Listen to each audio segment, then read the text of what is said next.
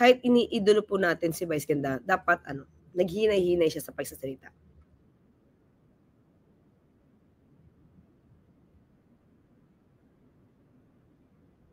Diba? Ay, bakit nawala? Sorry pala.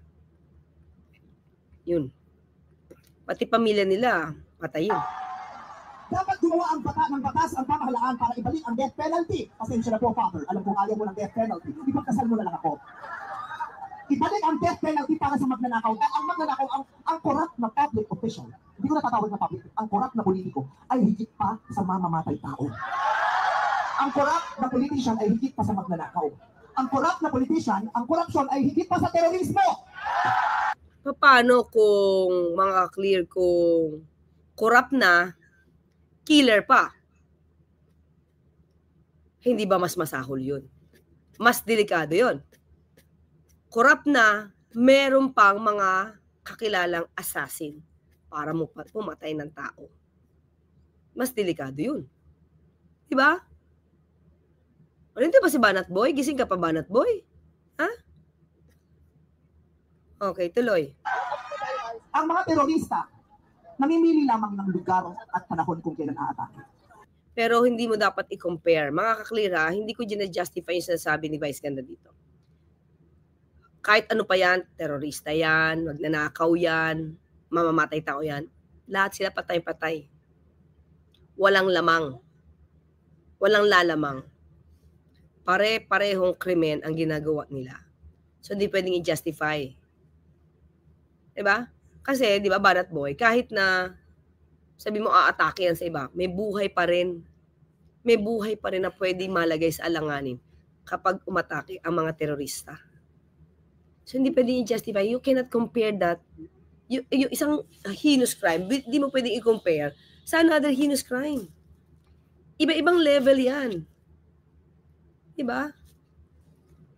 Hindi ko alam na ganito yung mga sinabi niya, mga kaklir. Pero ang mga magnanakaw sa Pilipinas, walang pinipiling araw-araw nila tayong nilalakawan. Diba? You cannot justify terrorism. Kasi most probably, the reason why you were able to say that, it's because you have not experienced, no, the being a victim of a terrorist. Diba? Okay siya, galit siya, tama yan. Pero, a Lonely TV, pa-shout out. Thank you, a Lonely TV. Pero, para i-justify mo yung gawa ng isa na krimen din, it's off pa rin siya. Mali. Diba?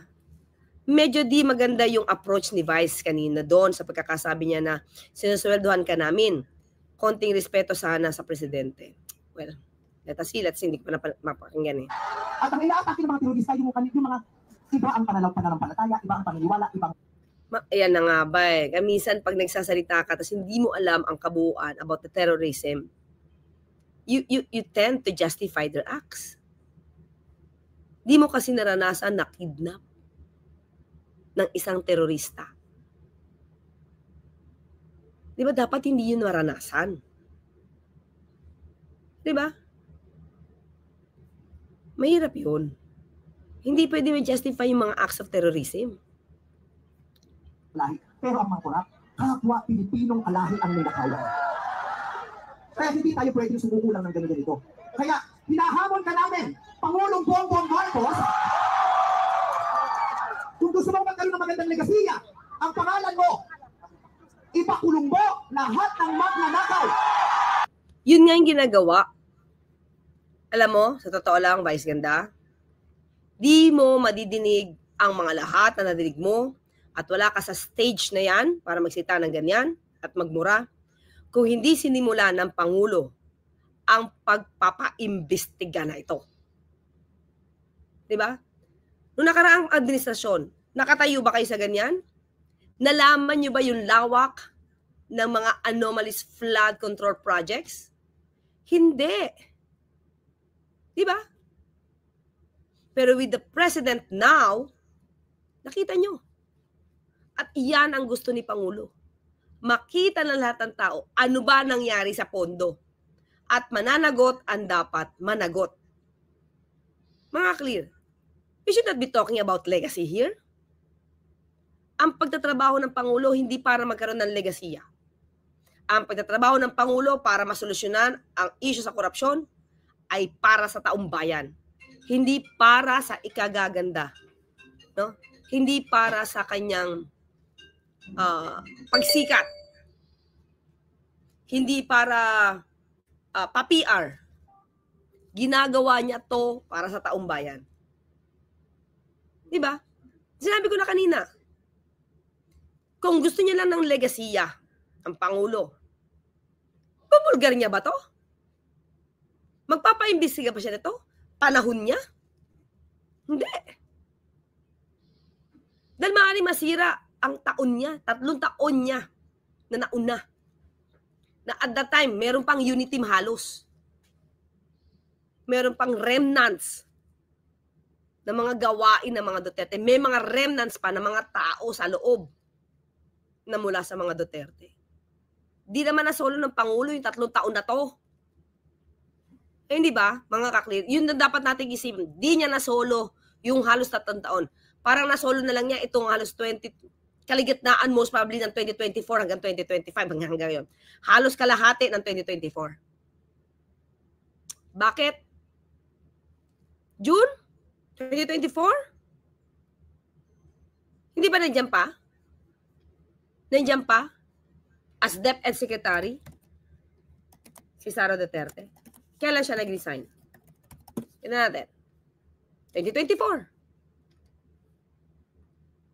Diba? May remnants pa ng mga sugo ng mga Duterte hanggang 2024. Meron pa nga kumunti eh.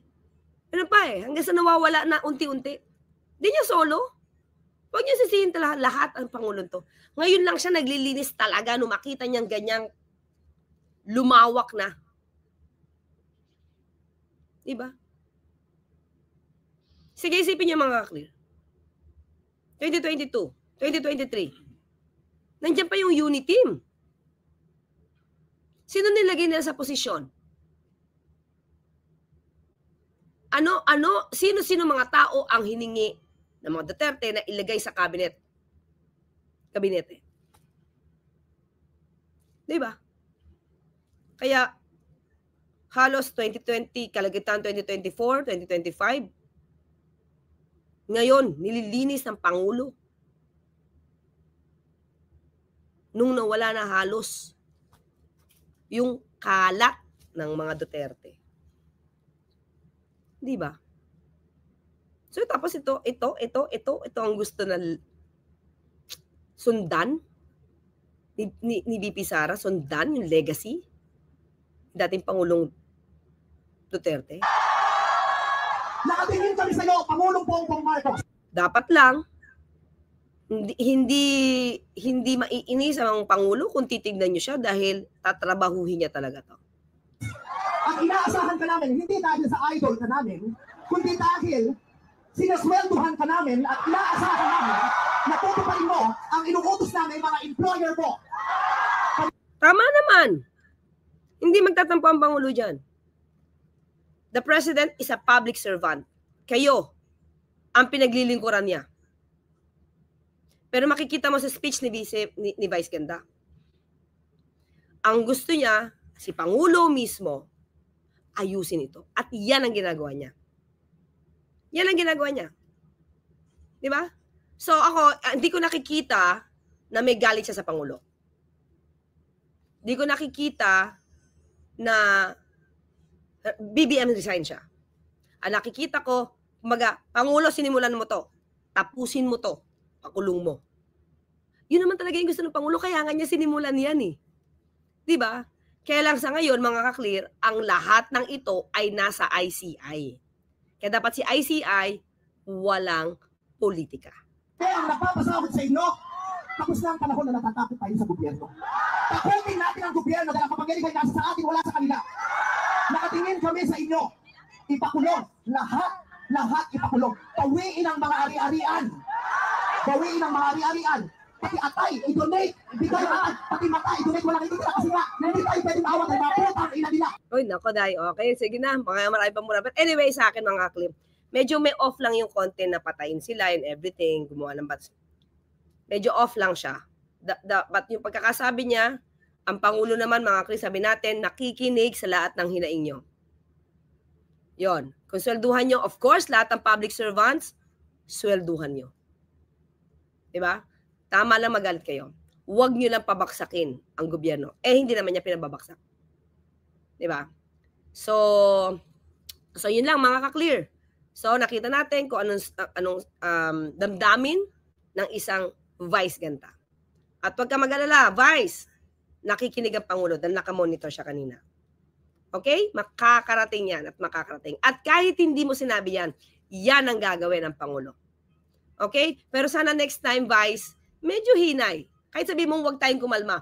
Kumalma ka ng konti para hindi maging libelous or parang words na pwedeng sabihin seditious lang words ang ginamit mo.